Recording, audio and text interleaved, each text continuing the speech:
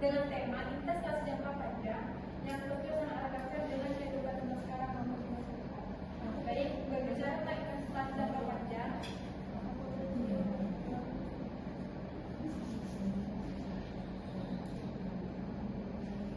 Oke, tanpa berlama-lama lagi, saya persilakan kepada rekan saya untuk memperkenalkan diri.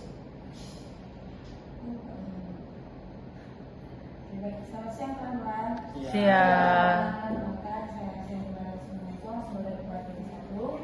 Saya ini sebagai pemateri 2. Baik, di sini kami akan menjelaskan mengenai investasi jangka panjang. Yang pertama,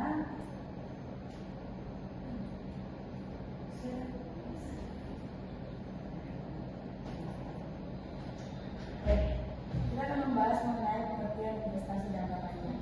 Investasi jangka panjang adalah penanaman modal pada aset dengan harapan mendapatkan keuntungan di masa depan, biasanya lebih dari 1 tahun.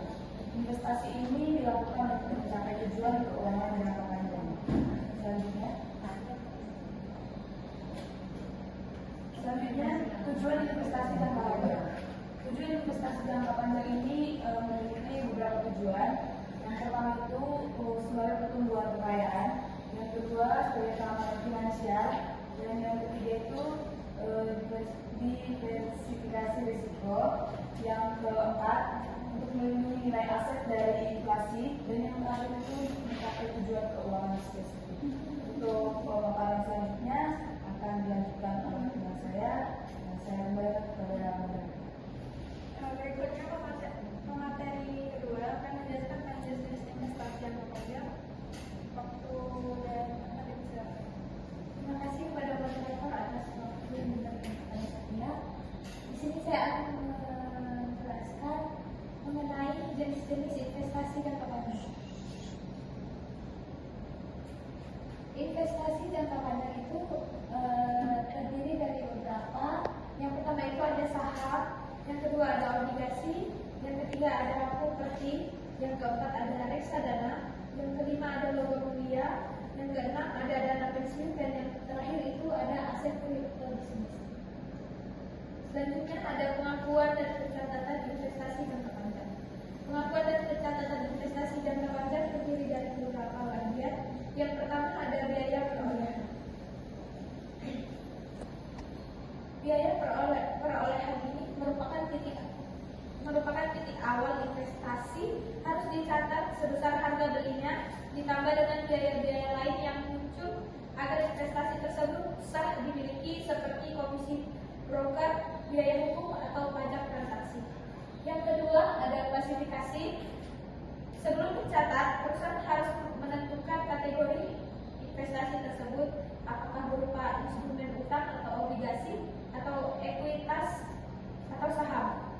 Klasifikasi ini menentukan standar akuntansi mana yang akan digunakan, misalnya berdasarkan intensitas kepemilikan atau tujuan memegangnya. Yang ketiga ada metode pencatatan. Metode pencatatan ini tergantung pada besar pengaruh atau presentasi kepemilikan. Perusahaan memiliki metode yang sesuai.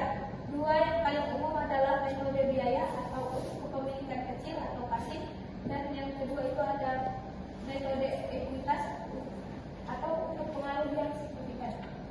Yang keempat ada nilai wajar.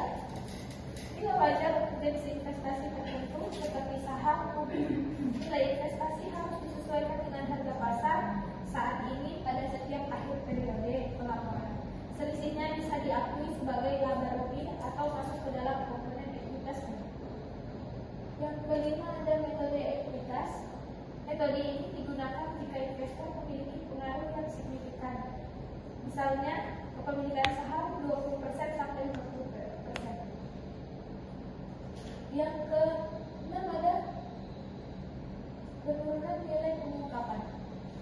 Poin terakhir adalah transparansi. Perusahaan wajib menjelaskan di dalam catatan atas laporan keuangan mengenai jenis investasi yang dimiliki, kebijakan akuntansi yang digunakan, hingga risiko-risiko terkait investasi tersebut. Itu saja yang dapat saya sampaikan.